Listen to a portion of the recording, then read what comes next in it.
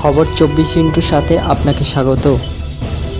নতুন নতুন খবর জানার জন্য আমাদের চ্যানেলে চোখ রাখুন। নমস্কার, খবর 24 আপনাদের স্বাগত। ঘন ঘন সাইরেন বাজছে, ভয়ে তটস্থ সবাই। কিসের জন্য সাইরেন বাজছে? যুদ্ধের ডঙ্কা নাকি? ভারত হামলা চালানোর আগেই ভয়ে কাত পাকিস্তান। জায়গায় জায়গায় বসানো হচ্ছে সাইরেন, ঘন ঘন বাজছে সেই সাইরেন।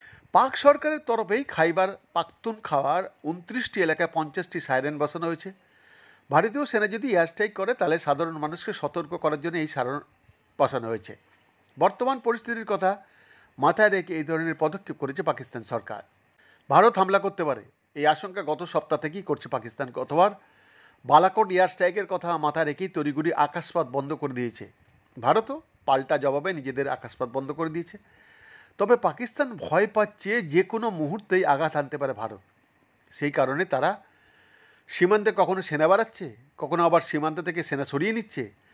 সেনার ভেতরেও উচাটান শুরু করে দিয়েছে, যেখানে খাইবার পাখতুনখোয়াতে প্রকাশ্যে পুলিশের সঙ্গে বচসা করতে দেখা যাচ্ছে তাতে।